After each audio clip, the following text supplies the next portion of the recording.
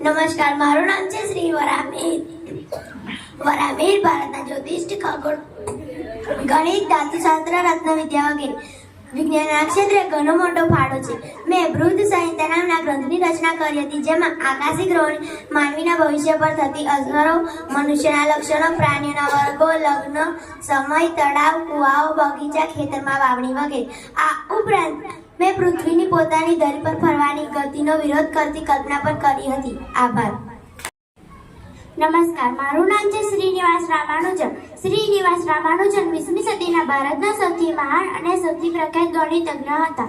મુખ્યતઃ તેઓ ગણિત જાતે શીખ્યા હતા અને જીવનમાં ક્યારેય યુનિવર્સિટી ગયા ન હતા. તેમણે ટૂંકા જીવનગાળા દરમિયાન લગભગ 3900 જેટલા ગણિતના પરિણામો શોધ્યા હતા. ભારતીય ટપાલ વિભાગ દ્વારા 26 ડિસેમ્બર 2011 અને 22 ડિસેમ્બર 2012માં તેમને માનવા સ્મારક ટપાલ ટિકિટ બહાર પાડવામાં આવી છે. અસ્તુ. નમસ્કાર, મારું નામ ડૉક્ટર હમીદ જાકીર. બાબાનો જન્મ ભારતના મુંબઈ શહેરના એક શિક્ષિત પરિવારમાં થયો હતો.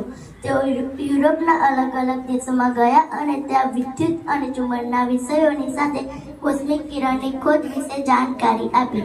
ઈસવીસન 1948માં તેમણે એટોમિક એનર્જી કમિશન ઓફ ઇન્ડિયાની સ્થાપના કરી. મુંબઈમાં તાતા ઇન્સ્ટિટ્યૂટ ઓફ ફંડામેન્ટલ રિસર્ચ અને ભાભા એટોમિક એનર્જી.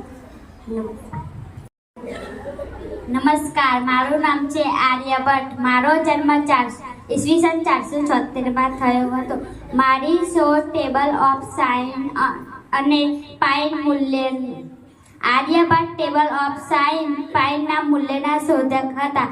આર્યભટ્ટનું નામ ઘણી સંસ્થાઓમાં ખૂબ જ આદરથી લેવાતું હતું.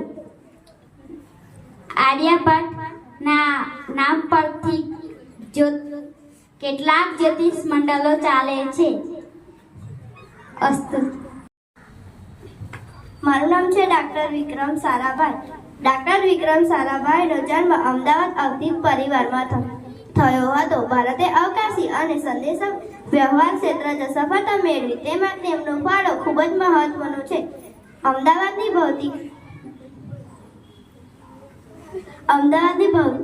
ભૌતિક અનુસાધના પ્રયોગશાળાની 1957માં તેમણે સ્થાપના કરી. 1954માં અવકાશી છોડવામાં આવેલ ભારતના ઉપગ્રહનો અમુક રચનામાં અહીં તેમના નેતૃત્વ હેઠળ થઈ હતી.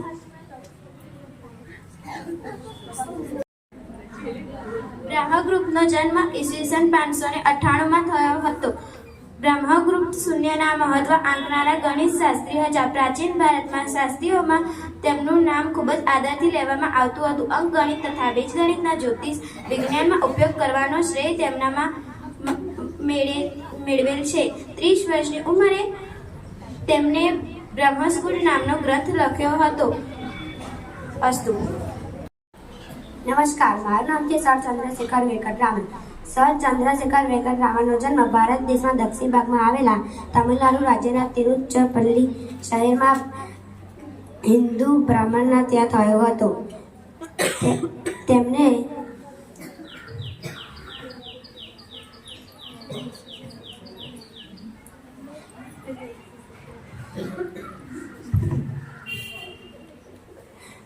તેમને ઈસવીસન 1004માં તેમને સ્થાપકની પદવી પ્રથમ સ્થાને રહી સુવર્ણચંદ્રક જીતી પૂરી કરી હતી. ઈસવીસન 1928માં તેમની 28મી ફેબ્રુઆરીએ પ્રકાશના પન્નાવતની ઘટના નિહાળી. નમસ્કાર. મુંડલ પરિજનનો જન્મ એક દરિદ્ર કુટુંબમાં થયો હતો. બાળપણમાં તેમને ખૂબ જ ગરીબીનો સામનો કરવો પડ્યો. બધી જ સમયે ઉર્જામાં પરિવર્તન કરવા શોધ કરી theory and construction of economical 4 વર્ષના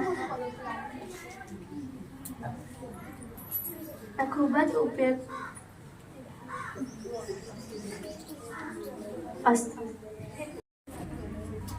મારું નામ છે ભાસ્કરાચાર્ય. ભાસ્કરાચાર્યનો જન્મ ઈસવીસન 1114માં. શોધ બીજગણિતના માસ્ટર માઇન્ડર. ભાસ્કરાચાર્ય બીજગણિતના માસ્ટર માઇન્ડર હતા. તેમણે લખેલા 2 ગ્રંથોમાં એક સિદ્ધાશિરોમણી અને બીજો કરણકર્તુલ છે. સિદ્ધાશિરોમણી 4 ભાગમાં વિચાર છે. 1 લીલાવતી ગણિત, 2 બીજગણિત, 3 ગોલાર્ધ ગણિત, 4 ગ્રહ ગણિત, ભાસ્કર ત્રિકોણ અને ગોરસ પ્રમાણે વગેરે ગણિત સંશોધનનું મૂળમાં ભાસ્કરાચાર્ય ગણિતનું બહુમૂલ્ય યોગદાન છે. અસ્તુ.